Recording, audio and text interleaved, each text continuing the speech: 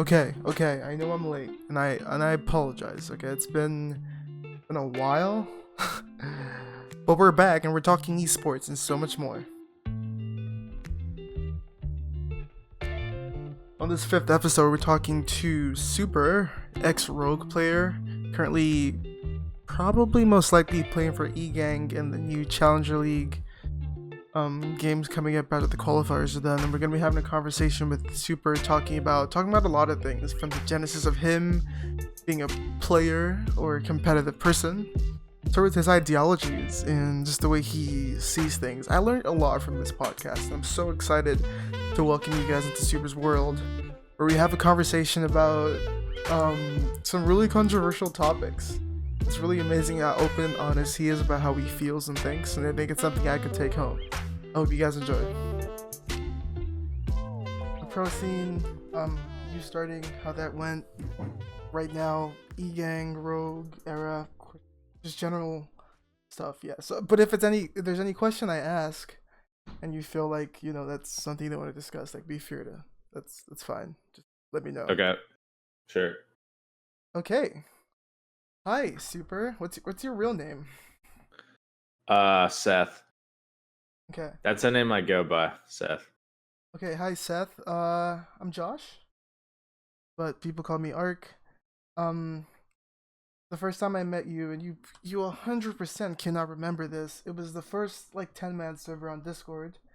I can't remember what it was, but it was in the Discord, and you were playing against Hyper, and he spawn peeked you on cafe on the window, and you just like left the game, and I was on your team, and I felt so bad. Um, That sounds like me. that was the first experience, but that was the first time I heard about you, and at that time you weren't even on any teams yet. I think after that, weeks later, the announcement of like era or whatever would start. Yeah.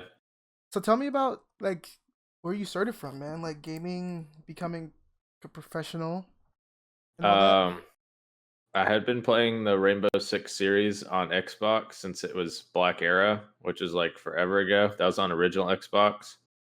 And then for Vegas 1 and Vegas 2, there was a pro circuit on that game, but it was through MLG. That's Major League Gaming. They now do the like COD World Championship League thing or whatever. So they moved away from that. But at the time, it was like Rainbow Six and Halo and Call of Duty. And I was a pro player on Vegas 1 and Vegas 2 on console. And then when Siege came out, which was like years later, I tried playing it on console and I just didn't like it. I was a pro on Siege on Xbox for the first season. Or was it the second season? I don't remember. Whatever season I played, and I just didn't on Xbox. I just thought the game wasn't good. And then they announced they were moving it to PC, and I had never played any PC competitive games, but I decided maybe on PC it'd be better, and I thought it was a lot better on PC, so I kind of just have grinded it out a bit since then. What was that grind like? Like, what were you doing to integrate yourself into the PC competitive scene? So when because Geo and I are really good friends, when we first came to PC, we basically just neither of us had like played PC hardly at all. We literally just copied Canadian settings at the time, so we were all using his sense and shit. Okay. And then from there we kind of like did our own thing, but we just would like grind ranked and T hunt and all that kind of stuff. So there wasn't like anything special we were doing. It just was like kind of like with anything, if you want to be like really good at something, especially something that's like competitive, you just have to like dedicate yourself to being good and like that investing the time, you know? Okay. What was that time period from getting there towards joining a team? I was on PC for 2 months before I joined Era. That's pretty impressive. Uh, yeah, I mean, I guess I would say I like looking at what I know now on the game and my skill level now on the game, I would say I was not ready to be in Pro League at that point. But then statistically, that was my best season. So I don't know what that means. But Was that the 1.7 season? yeah, the Or, 1.6 season. 1.6. One, We're gonna yeah, get to yeah. that because apparently that's an important part of Yeah, so my first season on PC, 2 months into the game, I had a 1.6 KD for Era. We beat, SK, or I guess at the time they were Flipside.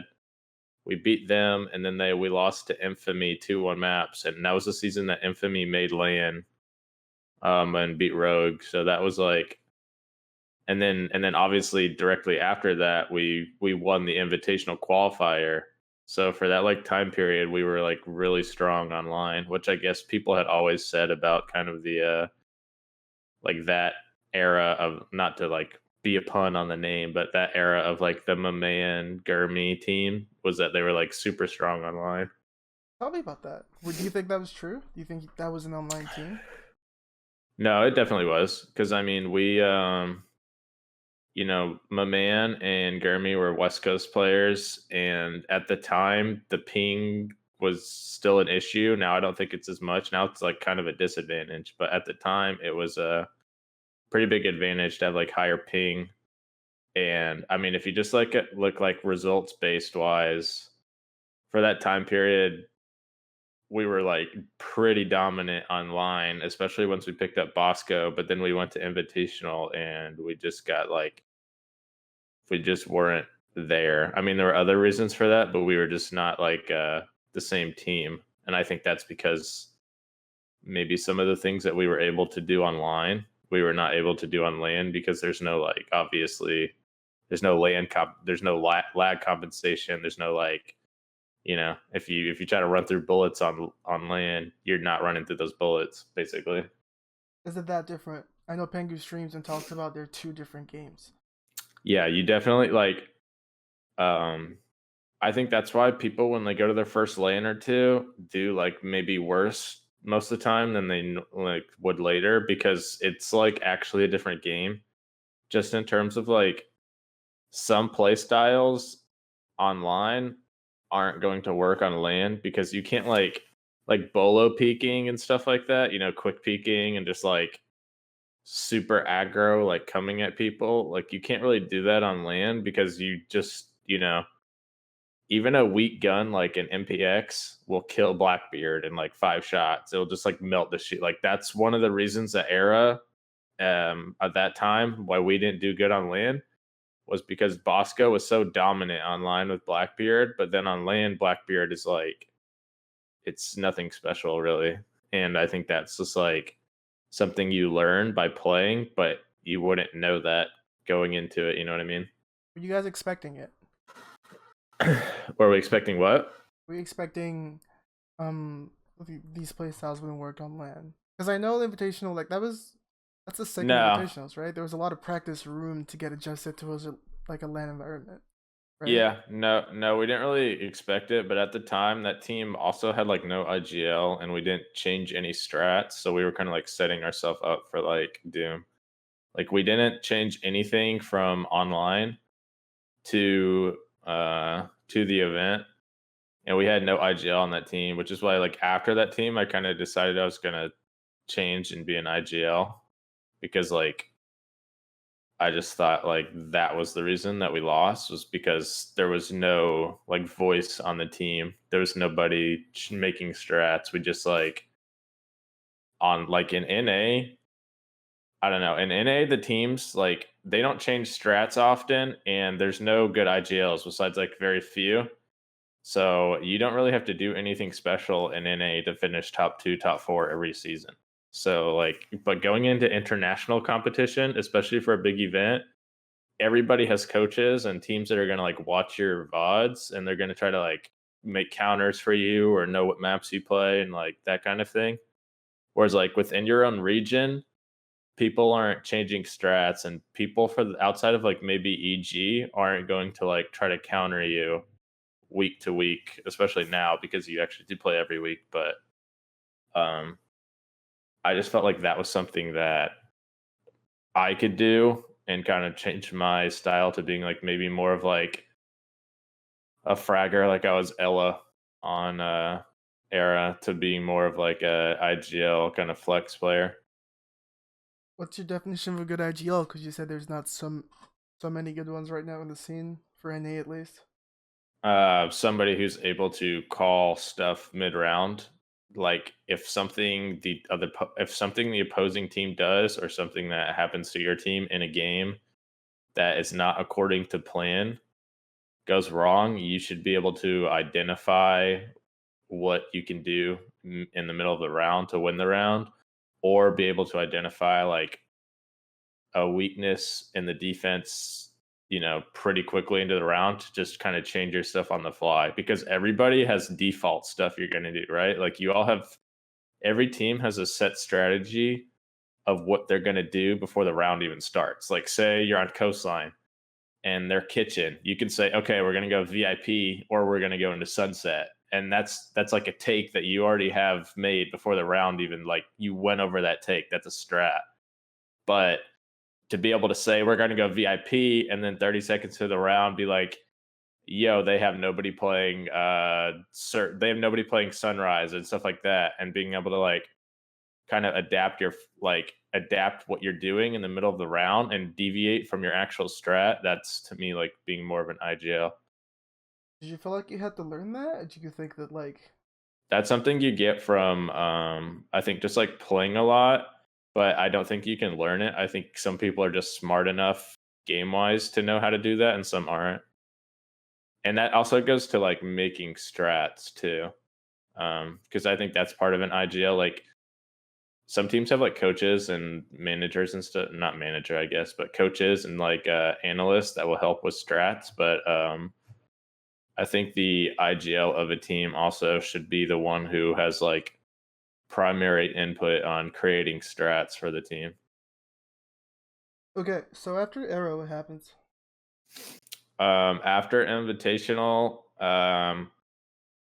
so after Invitational, like at the event, they came to me and basically they wanted to replace Canine.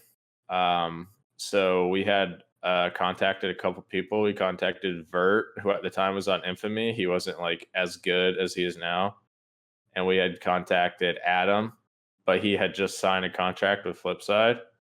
So we kind of didn't know what direction we wanted to go to with Canine. And then once I got back from the event, um, my man told me that Gurmy was kind of acting weird and that he thought I should know. And so I just basically told my man that I'll just leave because I didn't like, I don't know, I'm not about that like shady stuff. Like I'm somebody who's like very direct. So if you want to replace somebody or if you have an issue, you just like will say it to them. You're not gonna like go behind people's backs because in the end of the day, like and I mean at that time teams didn't get paid a lot, but like in general, like I'm not somebody who's just gonna be shady. Like I'll just be like, yo, it's not working out. We're just gonna, try to look for somebody else. But I didn't want to deal with like waiting to know if like these guys were gonna try to scumbag me or not. So I told my man I would just leave. And I thought that would also save K9's spot on the team, but then they kicked K9 too, um, and picked up I don't even remember crazy and Yeah. somebody else, crazy and Adam, and then they were worse, which doesn't surprise me. But so I mean that was basically the gist of it. It just was like they thought after Invitational a change didn't needed to be made, which in my opinion it didn't really even need to be made because we were so good online that really the what happened at that event was kind of like irrelevant because like you could keep that team and just make LAN every season and that's like fine because I mean online people weren't beating us, but that was the direction they went, and then eventually one season later it went to Obey and they got relegated, so that probably wasn't the best move for them. But Where do you go after this? I didn't play comp for the next season. And then I kind of got bored, so I started E Gang, which was like, and then we qualified for Challenger, and then I joined Rogue.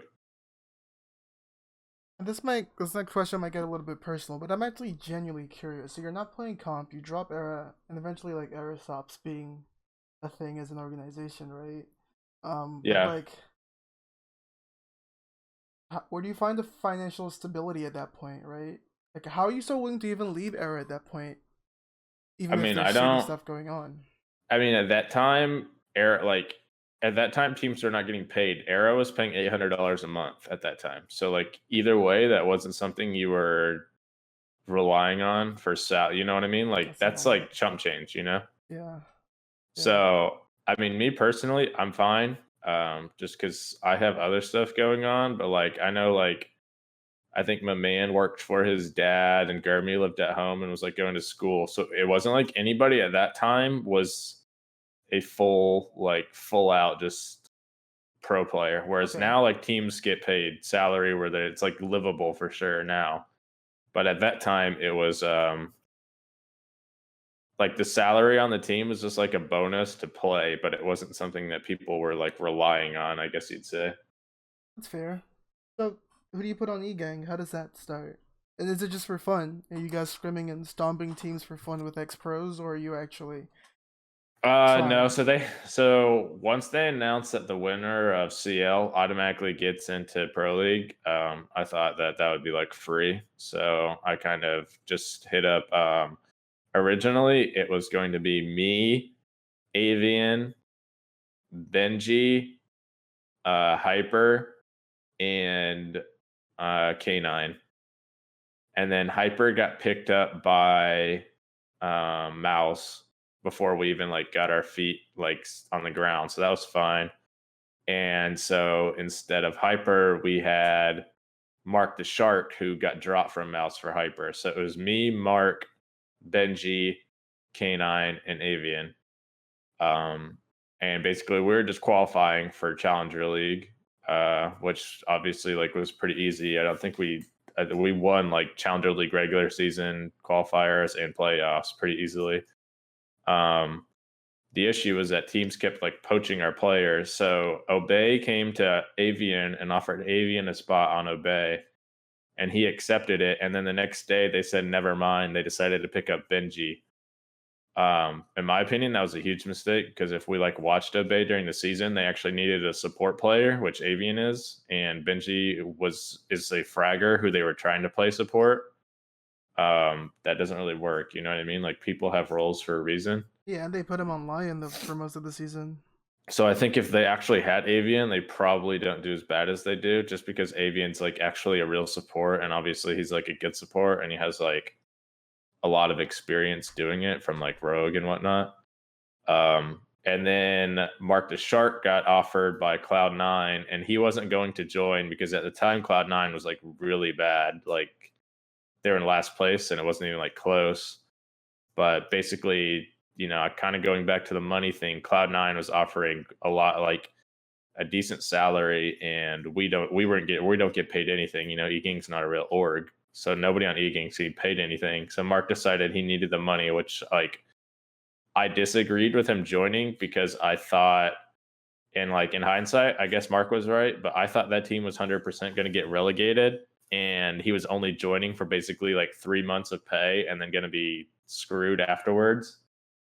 Um, but you know they ended up turning it around, so that was the right move for him. And then so once Mark left, we picked up Ghost, and in my opinion, Ghost is just like one of the best players in NA right now, and just like a pure fragging role. So that was like probably an upgrade for us. And Ghost hadn't had a lot of comp experience, so I had the opportunity to like kind of mold him a little bit into what I envisioned him as a player. And I think he's like really good. And he's, you know, now he's on whatever Rise. they're called, Rise, Yeah, he's on Rise right now. which kind of happened after they failed to make Pro League. But yeah, so I mean that was like the general gist of the team. So it seems like everyone you're putting in your team is getting picked out. Yeah, you could say a few people might owe me like a check or two because let's say, okay, so Benji before being on my team was on no team. He played like a month on my team, got picked up by a Pro League team. Mark got dropped by Mouse. He had 0 offers. I picked him up, put him on his natural roles because on Mouse they had him playing like mirror and support. I put him on his natural roles on eGang. Like a month and a half, 2 months later, he got picked up by Cloud9. Ghost had been a challenger player his entire life. I picked him up, put him on his natural roles, kind of made strats based around Ghost getting kills. and then he got picked up by Rye. So maybe I'm just like a career saver or something. I don't know. So what is the practice ethic like for E Gang? At least when Ghost was on it. What do you guys like? How many times are you guys practicing? Because I want to learn how you guys actually stomped through CL. Granted, there's not that much competition, but there are some decent teams on it. Well, you have to remember, I actually didn't play CO with them. I only played CO quals. Okay, So yeah, CL but quals. my time on the team, I would have them get on at 6.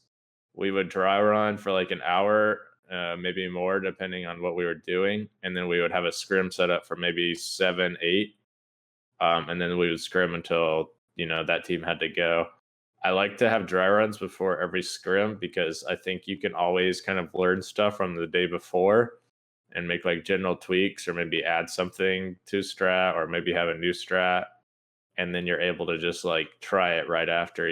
Like I think one problem is if you like go over strats and then don't scrim that day, like maybe people forget and then you kind of have to go over it again. So I would just like to go over stuff for like an hour or so for any changes and then just scrim like every day basically. So everybody on that team was like grinding pretty hard because they like everybody on that team beside Ghost was a former pro, and like obviously everybody wanted to get back in pro league. I think a few of them felt like slighted that they weren't getting offers and whatnot. How was CL quals then? Was it a challenge? CL quals in any way? No, they were very easy. The only team that was like even decent was Gotcha's team.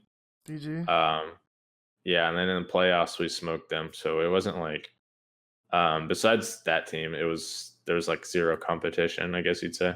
Do you feel like you not being there for the most important match for that team was the big hindrance and then making it towards Pro League? I know if I was playing, they would 100% won, but they should have 100% won anyway. I did a VOD review of their matches in the playoffs, and they like hard through, but they like I don't know. If I was on the team, we would have won. Um, but they still should have won regardless. Like the issue is that the strats I made for that team when I left were the strats they used the whole season, and they never changed anything. And Avian was trying to IGL, but Avian's not really an IGL, so they didn't have like there was no IGL basically the whole season and playoffs, and they didn't have any any real direction or strats. And then for the playoffs, I tried to help them. I went over Oregon with them and gave them strats for Oregon. But I was at boot camp with Rogue for Rio, so I didn't have a lot of time. So I was only able to do Oregon, and Oregon was actually the only map they won. But I kind of wish I was able to like have more time to like at least go through the other maps or help them more. But I just honestly, I just thought it was going to be like a breeze for them. I didn't think they would. I guess you'd have to say they choked. So I mean, in That's fair. hindsight, I probably should have tried to be more helpful with them. I guess. Okay, so you get picked up into Rogue though. Highlight. How does that happen? Where does that come from? So I'm pretty good friends with Easily. I knew that Gio was joining EG. Um, and that they were getting rid of Brian for Shuttle. The Geo thing kind of was like later that I knew, but basically we had a scrim set up versus them, and they had Evil Waffle playing for Geo, so it was like their current team with Evil Waffle for Geo, and we just like slaughtered them. And then they kind of just like approached me and asked if I would want to play with them. Um, and I honestly, it was like really hard for me because I didn't want to like pay because like E Gang was my team, and I knew it was like a free way, like we would make pro league. So I talked to like Avian, and basically Avian told me that I should join, and that he wouldn't like nobody would hold it against me if I joined Rogue because like that's like Rogue. So That's like Rogue. before I left, I kind of I hit up Neptunes, and I made Neptunes was gonna join for me because I didn't want to like leave them with no player, and I knew Neptunes is like pretty good, so um I made sure Neptunes was going to be down to like replace me, and I made sure that like mainly Avian and Ghost were okay with it. And they said they were. So from that point, I kind of just joined Rogue, um, and that was like only a few days before DreamHack Montreal too. So it's kind of just like a lot like hectic that like time period. I don't remember how you guys' performance was in DreamHack. We got second. We made it to the finals, and we lost to Cloud9. How hectic was the boot? Like, was the boot camp? I remember Shuttle We filling in didn't. for it. Were you guys super Uh, practicing for it? Were you guys trying to go for a win there? I mean, obviously you were, but was it the major focus or was it like Pro League and everything we only else? had. We went into Montreal with 2 days of practice, and we had like some dry runs on like 3 maps. So I don't know how we made it to the finals. I guess we were just like that good, but we basically made it to the finals with a 3 map pool and 2 days of practice. What roles were you playing on Rogue? Um, Same roles I played the entire time on Rogue, which is like a heavy support on attack. Like on attack, I'd basically play hard breach, drone people the whole round, open the wall, and then try to plant the bomb. And then on defense, I was more of like a flex, like play castle or Valk or Jaeger, like whatever op we needed, like in the fifth spot, basically. Were you IGL? At the first, I was on IGL. Liv was IGLing. Um, then when we returned from DreamHack, we kind of went on a losing streak, and we fell to like fourth place.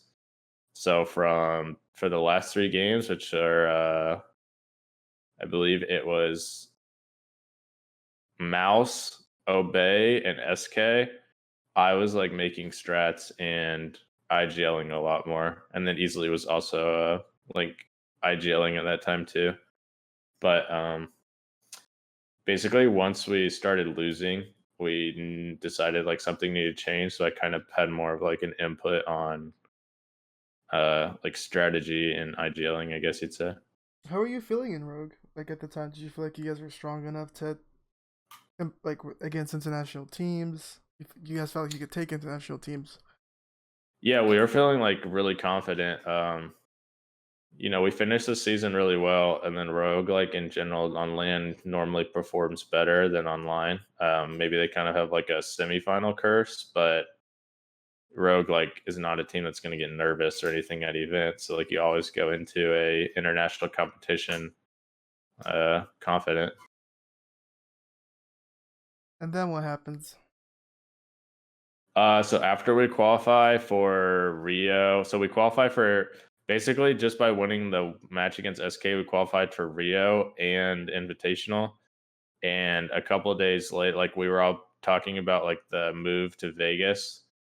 And then I had found out they were apparently not going to tell me because they thought I would get like not play or something. But basically, a member of Rise told me because Vert was on their team that they had contacted Vert to fill in my spot after Rio because Rogue had requested that I not be a part of the team anymore.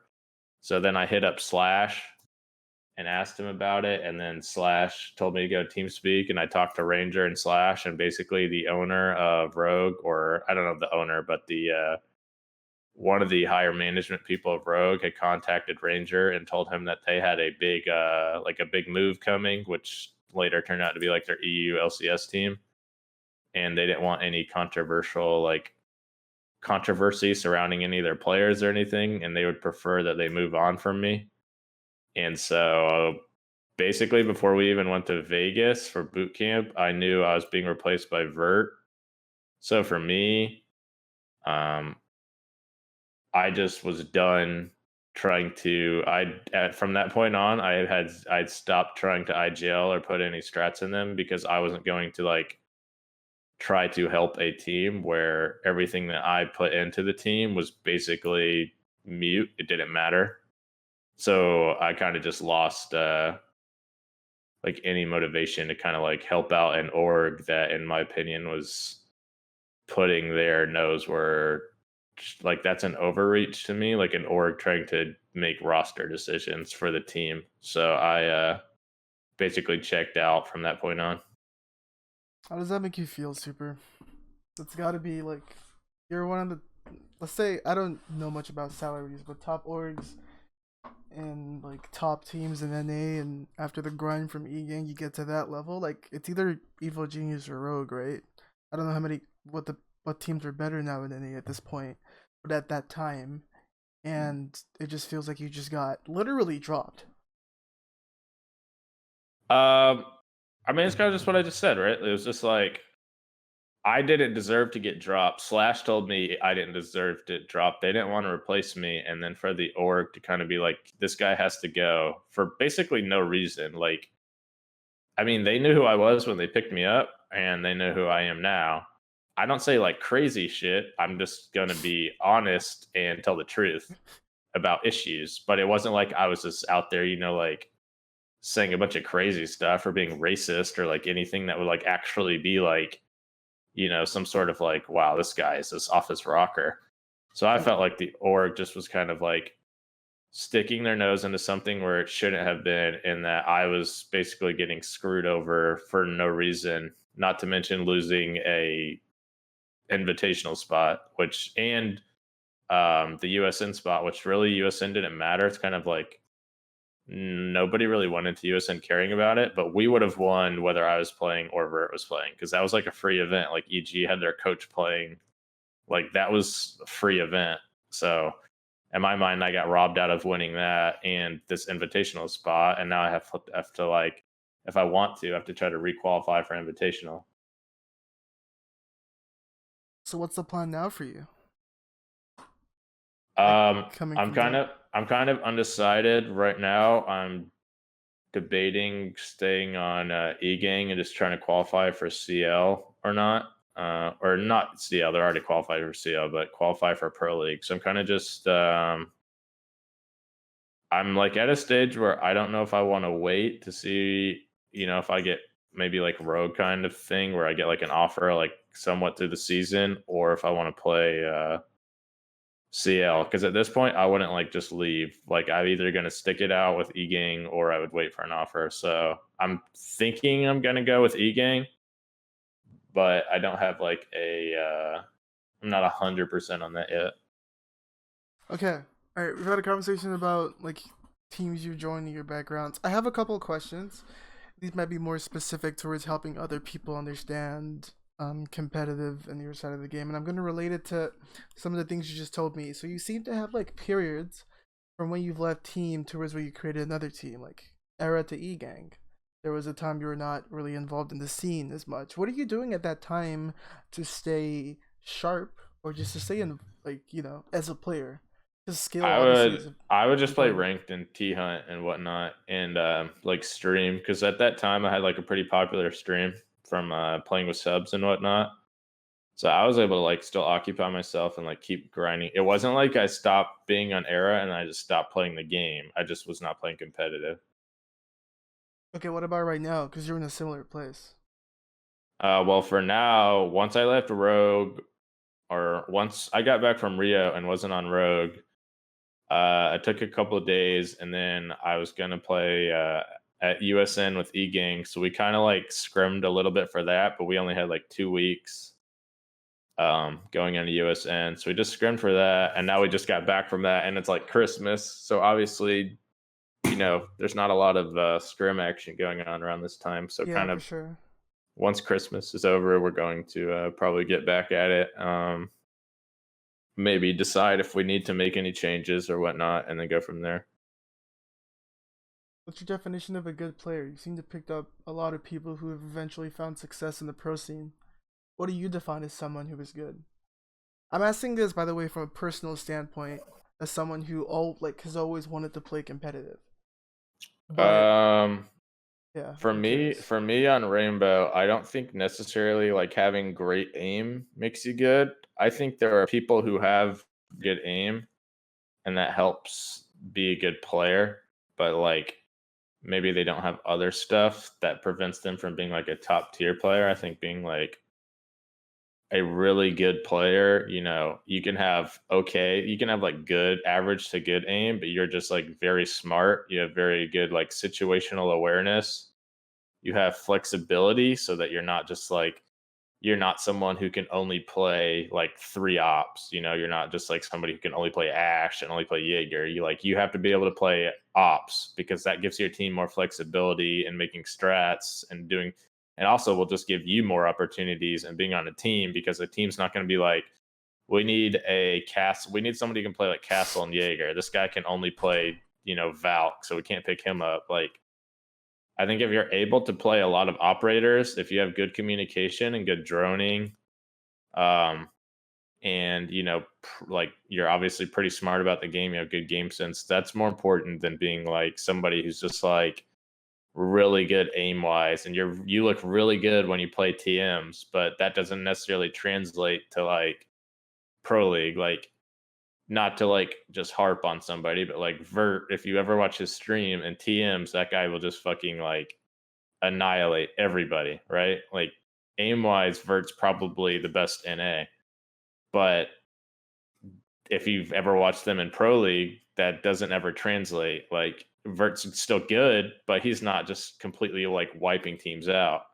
So I guess that's my point is like I would rather somebody be more of like a complete player than somebody who's just like a pure like aimer, like a frag type player, I guess.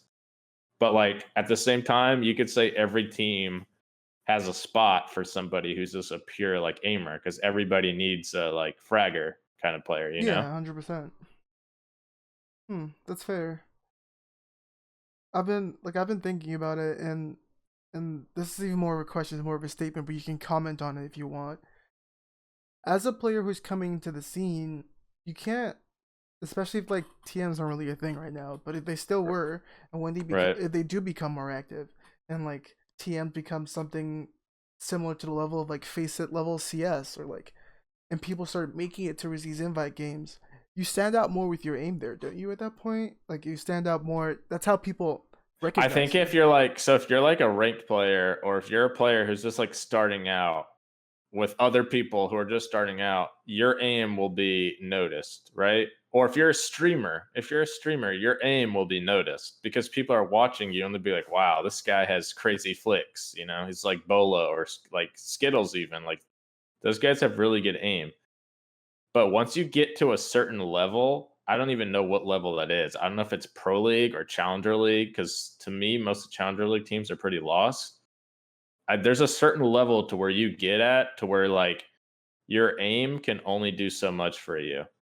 And in play where it's like unorganized or ranked and people are not running strats and it's just like more like free balling it, you'll still stand out, which is like why I said like people with really good aim and TMs will just like annihilate a lot of people because there's no like strategy to it. There's no like organization to it.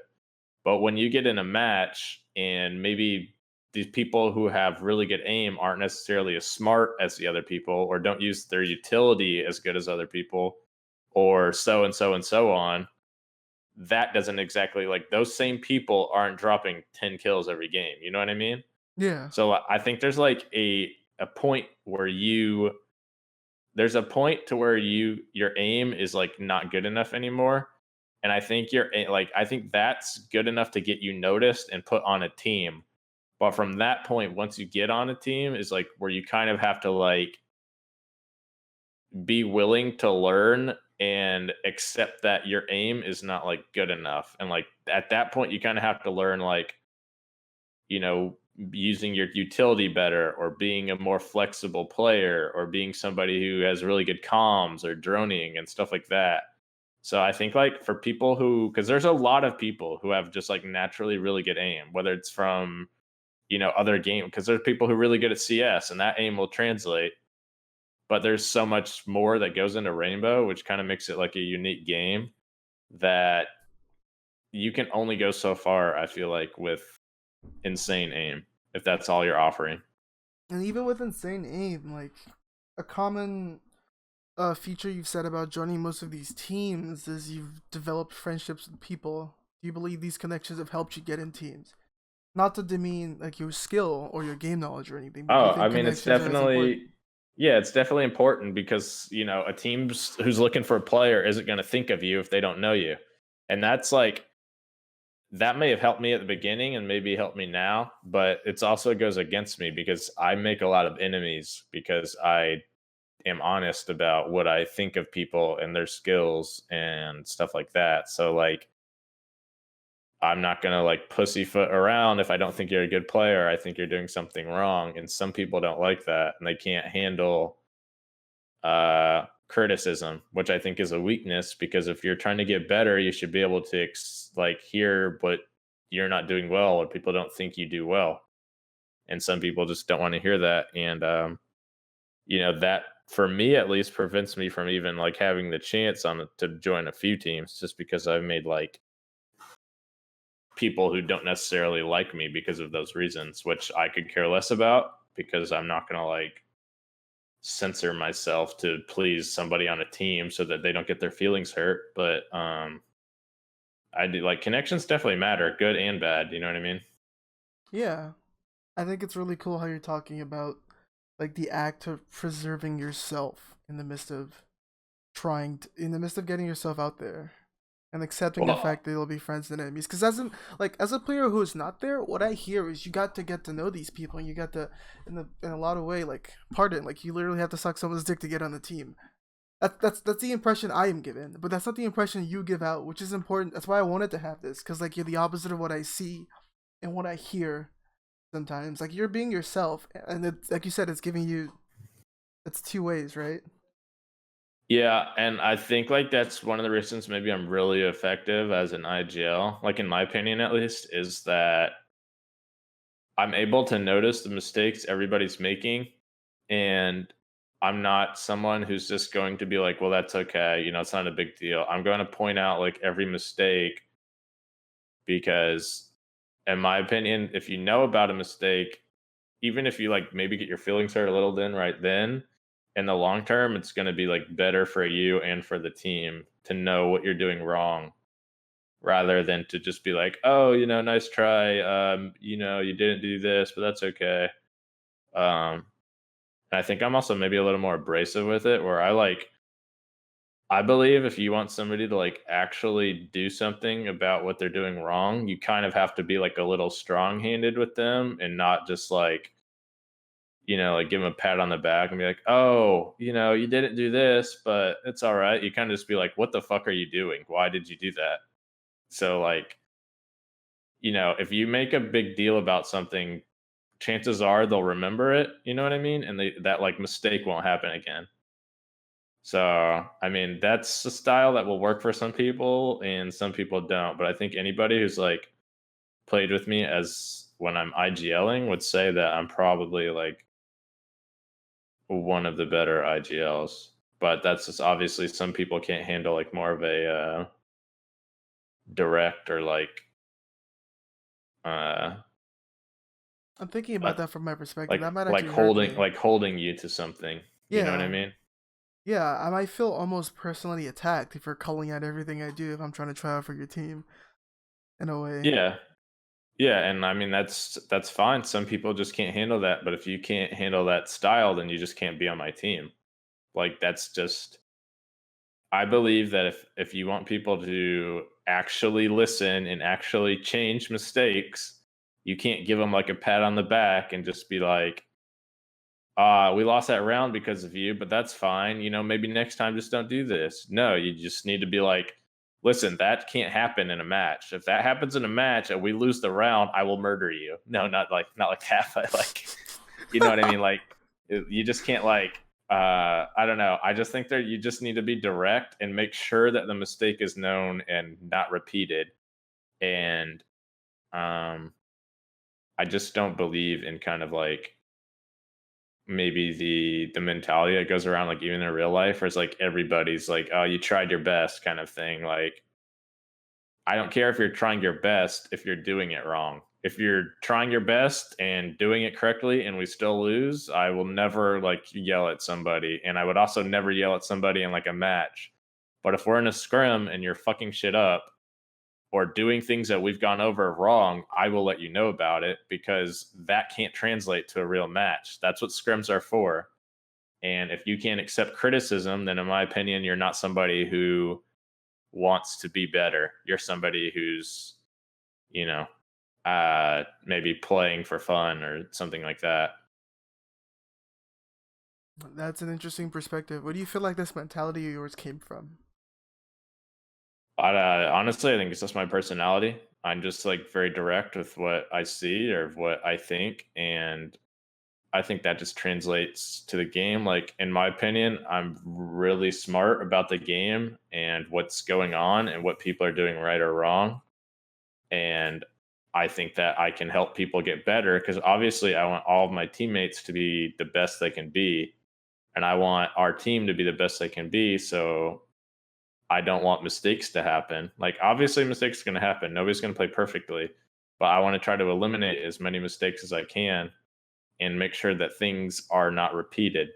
And um, I guess I just believe that letting people know about their mistakes and maybe being more upfront about the mistake than like, oh, that's okay, where they'll probably do that mistake again. If you do something wrong and nobody's like, kind of bitching at you about it and they're just like, oh, that's all right. Well, fuck it. We'll get it next time. Just don't do that again.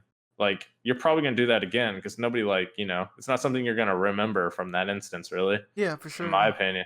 But if you have somebody who's just like, if you can't do that again, we will lose the fucking round. Like that is a mistake that cannot happen. And it's more of like, even if it's not a big deal, if it's made into a big deal a little bit, then I think it won't happen again. Um, Sort of and places a stigma on people, so they sort of remember compared to like the yeah, passive reaction.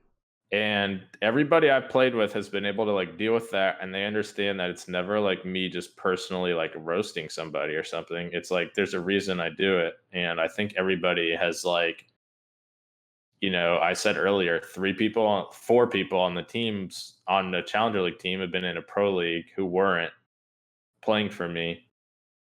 And like, I want people to do better and help them be better players. And I think like, I like to think that I've helped or like help people. Can you talk more about how you think challenger teams right now are sort of lost? In what way?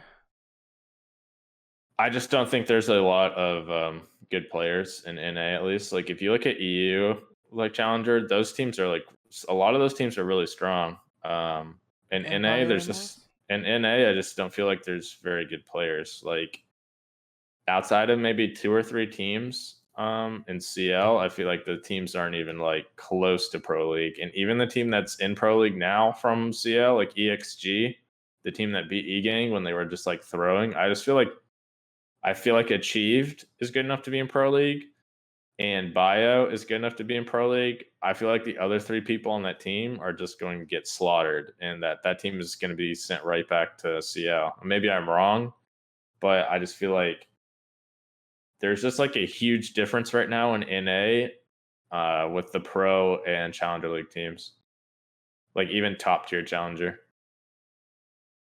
Yeah, I can totally relate to that. I'm watching like Empire's VODs or like another team. I want to say Ants, but like they sort of don't count in a way. Yeah, Because of all the experience they already have. But like a lot of their CL teams are actually so strong, and it almost feels like they could compete against pro teams. And I'm pretty sure they do. I'm pretty sure they scrim pro teams a lot, so they have that experience against them in like a scrim level, and they can translate that. I'm pretty sure that's why people were really like confused, and the reaction to Empire was like, "Oh, so and so is hacking." What are your thoughts on Empire Super? I know you had a stream on that. I know you reviewed that. I didn't get to watch that. But what are your thoughts on it? um, On joystick. I did a VOD review on their match. I don't really have much to say about it other than what I've been told by a lot of EU pros that they think those guys cheat. So I can't really say anything about them. If you look at them play, they don't have like any great strategy, and they run the exact same lineup every single time. Yeah, they do. I just don't think they're very good. I personally think they cheat. I don't know if joystick cheats. I've heard people say that one of them has like walls and he just calls what to do and stuff like that. So I'm not really going to get into that. That's hilarious. We'll I don't find know. out. I guess we'll see if they are cheating or not. I mean, they've had some land success, but like the lands they've had success at where there weren't like necessarily the best competition. Yeah, they beat And then Penta and LAN, but they and lost then to we G2. and then we saw them play like G2 on LAN. They got actually like just completely destroyed. But I mean, not this. And I've heard that online they're like playing with G2. So I mean, who knows? I mean, I guess I don't want to just say they're cheating, but in my opinion, I think there's something sketchy about them because when you watch them play, they don't do anything special. They don't change operators. It's just like the same team, like the same lineup, the same stuff every time. There's no like real like there's nothing different about them that would should make them better than like, any other team really. Yeah, but yet they are. So I don't really I don't know. I think there's something shady about them, but I'm not gonna just like say they're straight up cheating. Yeah, that's fair.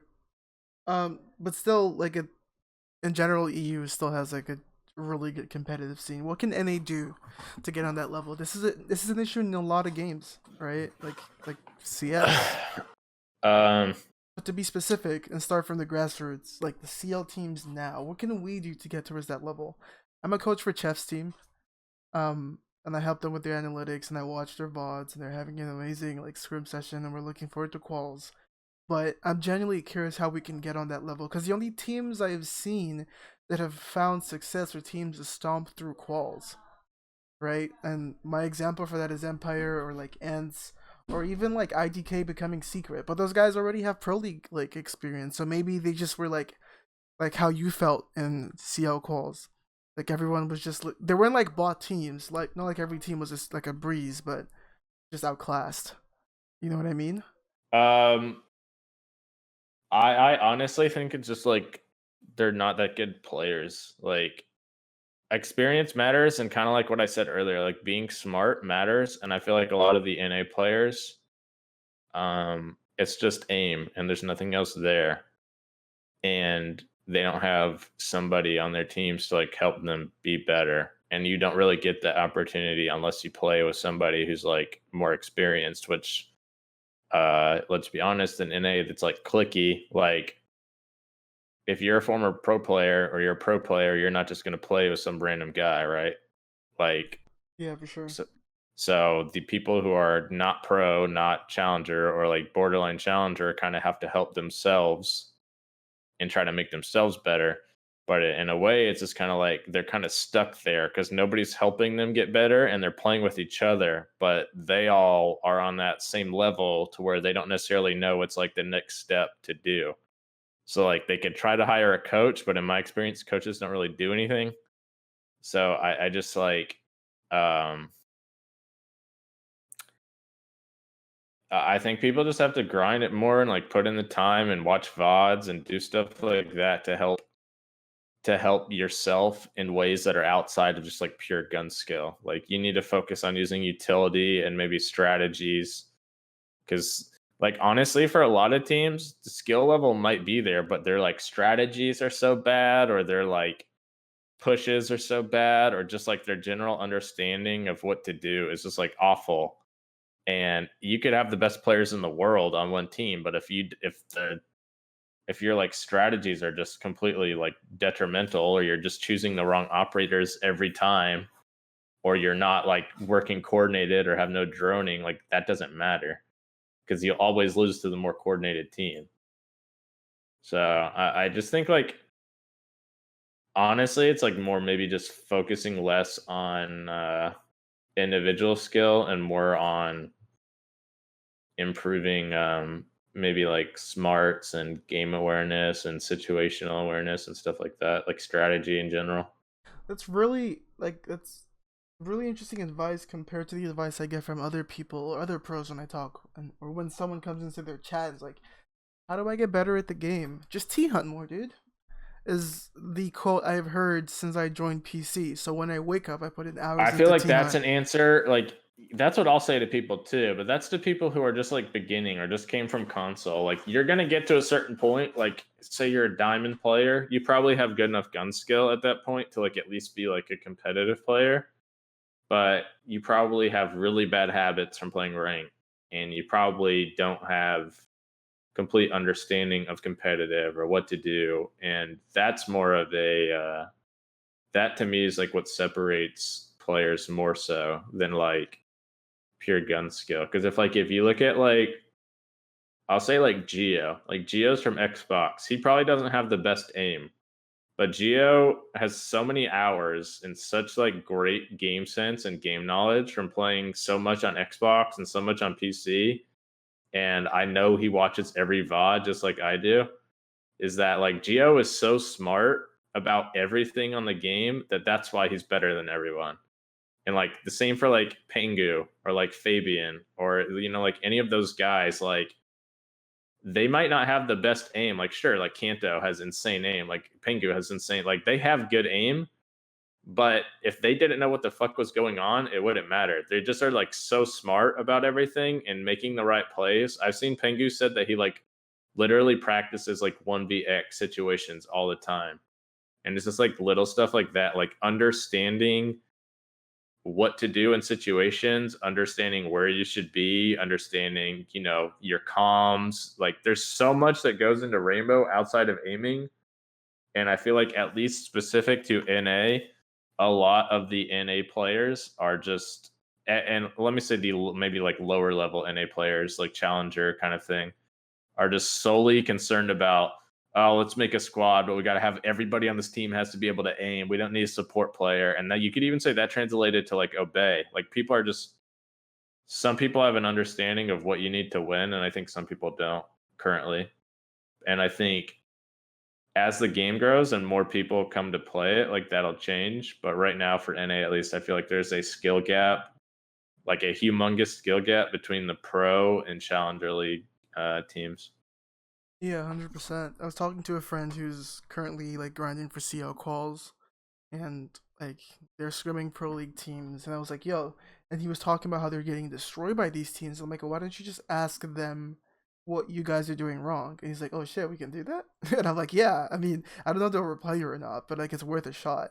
If you're getting destroyed by these teams in scrims, or you're not sure what you're doing wrong, why don't you just like ask for information?" And they did ask, and they were not even given like a straight answer. They were Yeah, I so mean, teams like that's another thing. Like another team's not going to be willing to help out another team. You know what I mean? Like it's competitive, so it's not like you can be like, "Oh, you guys just annihilated us. What can we do wrong? What did we do wrong?" They're just gonna be like, "You did everything wrong. Like that's why you got just destroyed." Like I don't know. I don't feel like that's kind of what I was saying. Is like you can't rely on other people to fix your problems. You have to be able to notice your problems and fix them yourselves. But people don't have that knowledge of the game or whatever to be able to do that. And that's why you're at, a point where you get annihilated by pro teams or like probably tier one challenger teams. Is just like you don't know how to fix your problems because all you have is maybe some gun skill or something. You don't know what else is going on.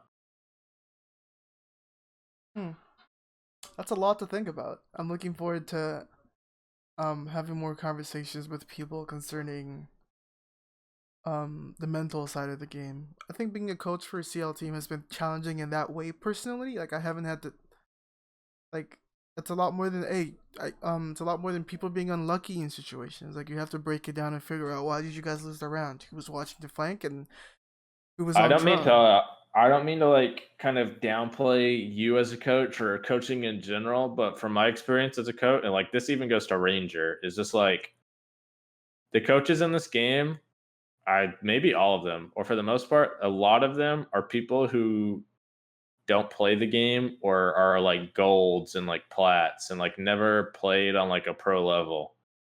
And those people, they'll have like a general idea about the game and they can watch a million VODs and have like an idea of like some strategies and whatnot, but they'll never have the understanding of the game. They'll never be able to notice things in the game, in my opinion at least, that a like actual pro player will, like an actual like experienced player will. So there's like, to me, a coach is like somebody who's going to get scrims for the team, get everything set up, make sure everybody's like happy and everything's going on, and handles like any problems, make sure that like everybody's there for dry runs and stuff like that. But a coach is not going to be able to, like, that's like something to me that's on the IGL really, is like a coach is not going to be able to notice things in the game that the player should, I guess is what I'm saying, because you don't know what like if you were coaching my team, right? You wouldn't see what I see on the game. Like you wouldn't have the understanding of it that I do, right? Yeah. So like I can't rely on you and a team can't rely on you to be like, "Oh, you did this and this and this and this and this wrong." Because one, you have to have people who actually listen to you, and some people might just be like, you're not a player, you don't know what's going on," which some people will be like that. And two, you just don't, and this is not out to you, this is like most coaches in general, you don't have the um like the understanding of the game. You don't see it the same way, I guess. And that's why I think like BC, I don't know how hands-on BC is on like Dark Zero, but if he's actually like a hands-on coach and he's like doing that kind of thing, that's going to help them a lot. Cuz like it sounds ridiculous to say, but BC is the best player on Dark Zero and he's the coach, right? So like, That does sound ridiculous. but it's true, right? Yeah, Like it's BC is true. the best player on their team and he's coaching them. So like the knowledge that that guy can bring and the advice and criticisms he can give to you are like invaluable because you have one of the best players in the world, right? Like as your coach. And maybe you also have the threat, like, as if you're just getting like slapped, he's just gonna like like move over, I'm taking over, get out of here, like that kind of pressure. But I do He's think off the that's like, shits. something that will be interesting to see how Dark Zero plays with, assuming BC is actually pretty hands on, because I do feel like he has invaluable information that other coaches can't offer. So I think that'll be interesting to see. I think that's fair. I think the honest thing about me coaching is I'm trying to be involved with the team, and I just can't play. That's the reason why I'm doing it. They have a full roster, and I think I want to help them in the best way I can. I might not have that much information or like knowledge in the game, especially not from a pro league experience, but um, it's a thing I'm doing based on the situation. I think, and just extending a helping hand. An example, the reason why I think I did it was because I was talking to Billboard, and he was telling me about how he he in his way of getting towards becoming a pro player eventually, and back to where he is now. Like he actually did coach a couple teams for PC, both pro teams and the rest. Well, maybe more of like analytics. That's his strong point, the numbers and stuff. But like, yeah, that's what he did for Elevate and the rest. So I don't really think Billboard knows what he's doing though. But I mean, that's a different story, I guess. that's totally fair. Yeah, but I don't know. There's almost no direction. I feel like, and I'm gonna give you just a transparent situation. You've played all these amateur leagues in quote that you might not even know the names of, that come before, like that come all the way towards CCS, and when you get towards Right. that level, crossing that line from a CCS player towards anything else is hard. I It's think at a certain point the like rank style leaves, and that's when it gets hard. Like at CCS, it's still like ranked, right? Like people are still just running around and doing spawn peaks and shit. I yeah. think once you get to like a challenger, like more serious competitive level, the ranked kind of element leaves and it becomes more organized and more strategy based. And outside of a very few players who are just like that individually skilled, that's when people like really see the difference. Hmm. Like let me like okay, so like the Nomads were a challenger team. They're like a pretty good challenger team. I think they finished fifth, but at the time they were first, right? Yeah. On Rogue, we played them in the US National Qualifier Final. They go to LAN and we 12-1 them. And they were the first place team in CL at that time. Like there's no way that the gap between like a top challenger team and Rogue should be like it's just to like a minor league team to like like a pro team. Like, and I guess that's exactly what it is, but they're just in my mind that shouldn't happen. Like it should be like if you're a challenger team, you should be able to get rounds off of a pro team. You should be able to compete because like everybody in challenger is competing to try to get into pro league. So if you're just getting fucking like mopped every time you play a pro team, then you need to make changes. Like You should be able to win rounds. You should be able to win maps. You should be able to compete with pro teams. And if you're just like, getting 6-0, 6-1, 6-2 at every map, that's not like, oh, they're just a pro team. That's like, no, you need to make changes. You're doing something wrong. Because if you're a challenger team, your goal is to be able to play with them. So you can't just like accept that.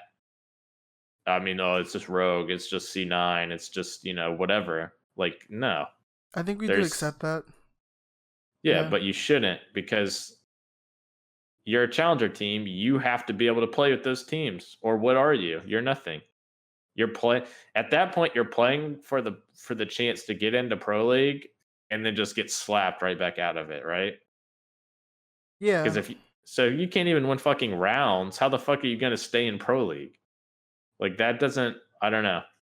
I think about that a lot. I was in the Chiefs chat and I felt it might be rude, but I was gonna ask, like, dude, the odds are super against you right now. Like, how do you guys plan on staying for the season? Like, I don't know if you guys' plans are to top pro league for the next season, or how do you guys plan on not getting put in another relegation spot?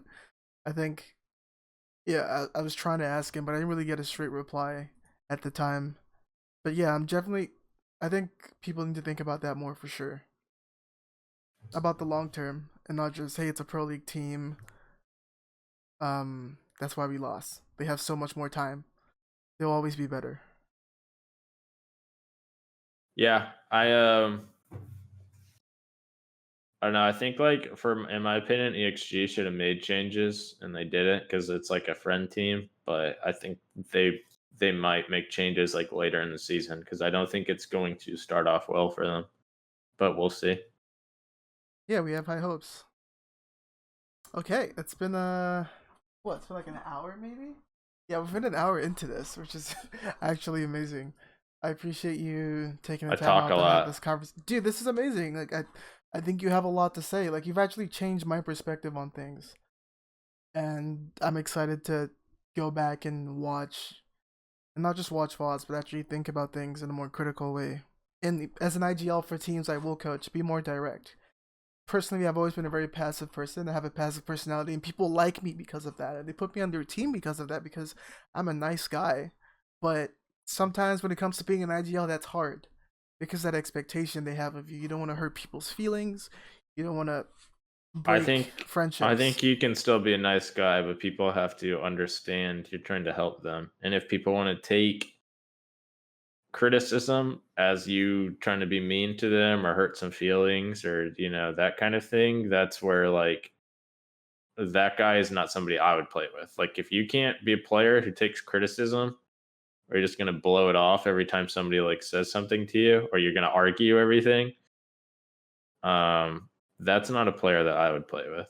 I 100%. need You have to have somebody who's able to like I guess separate friendship from the game and kind of you can roast somebody, tell them what they're doing wrong and whatever, but once like, you're still like they're not going to hate you because of it. And some people will, but that's just kind of how you, in my mind, how you weed out the weak. Hmm. That's amazing. Thank you, Super, for this. Sure. I had fun. Yeah, I'm looking forward to maybe having some more in the future, and hopefully, if you eventually do plan on pushing towards CL, I hope you guys find success in making it past that towards Pro League, or I hope you get picked up and not get put in that situation again. I'm thinking I'm going to play with E-Gang, but we'll see. Good luck, man. Thanks so much. I appreciate it. Appreciate it. Yep, good talking to you. Holy, that's it. Let's go. Stop.